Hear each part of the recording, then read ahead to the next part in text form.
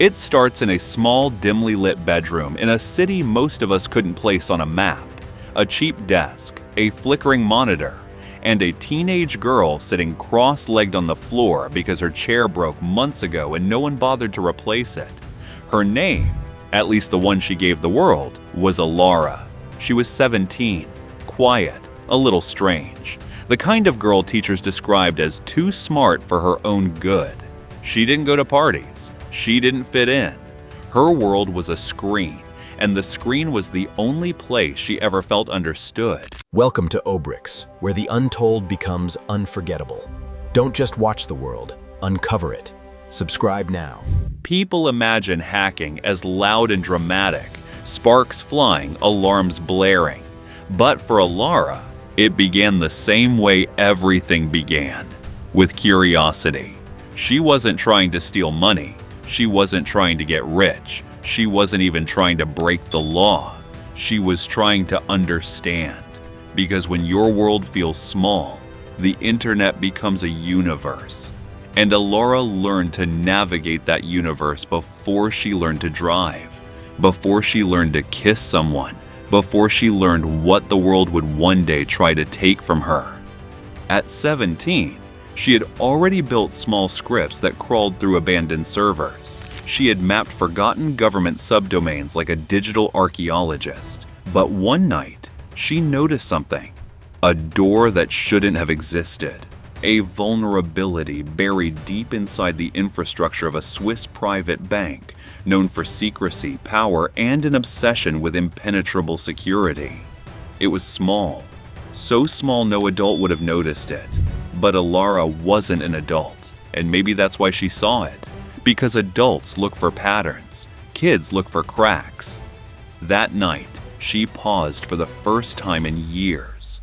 Her cursor hovered, her breath slowed, not out of fear, but awe.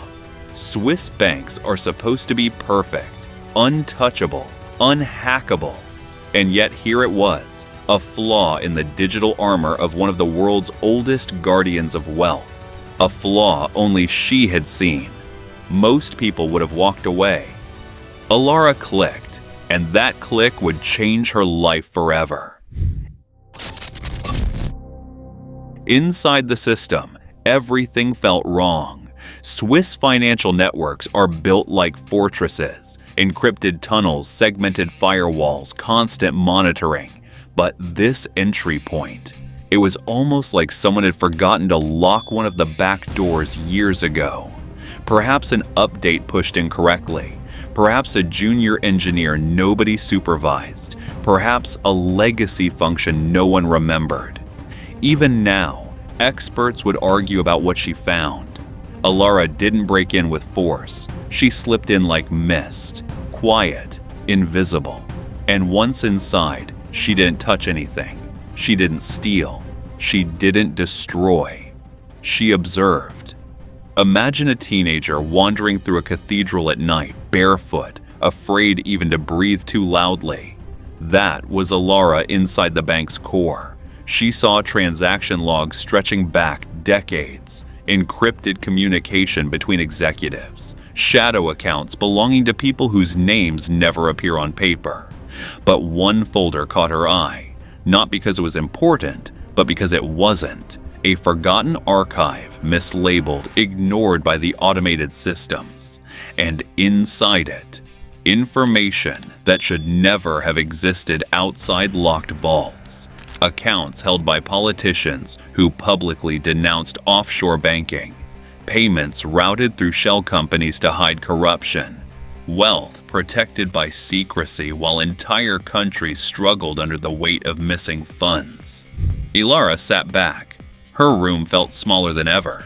It wasn't money she'd found. It was truth, and truth is far heavier. She downloaded nothing. She copied nothing. But she read. And the more she read, the more she realized something horrifying. This wasn't a door she had opened. This was a door that thousands of others must have seen, but ignored. A flaw that hadn't been fixed, not because they couldn't fix it, but because someone didn't want it fixed. And now she knew. That made her dangerous. Because in a world built on secrets, the worst crime isn't stealing money. It's seeing what you weren't meant to see. On the other side of the world, alarms finally triggered.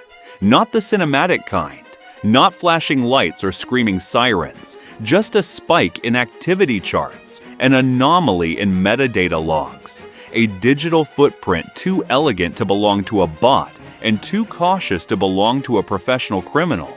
Someone had slipped in undetected.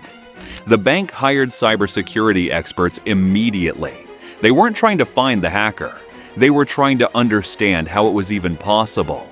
By morning, they knew two things. The breach was real, and whoever had entered their system was unlike anything they had seen before. Elara, meanwhile, was sitting in a classroom, staring at the board as if nothing had happened. She hadn't slept. Her heart felt wrong. Not scared, just unsettled. She found herself struggling with a thought she had never confronted. What do you do when you accidentally find the truth? You can't unsee it. You can't pretend it didn't happen. But you also can't step into a war you never meant to start. That afternoon, she saw the story break. Swiss bank suffers unexplained digital breach. No data stolen. Authorities suspect foreign intelligence. Foreign intelligence. She was 17. She still shared a Netflix account with her mom. But the story didn't calm her, because now she understood the real danger wasn't the breach. It was that someone out there, someone powerful, had something to hide. And now they believed a foreign agency had seen it. That belief would shake governments. That belief would trigger investigations. That belief would put names in motion she had never heard before. And all of them would be looking for an enemy that didn't exist. Elara wasn't a spy. She was a kid who saw a broken window, and that was enough to change everything.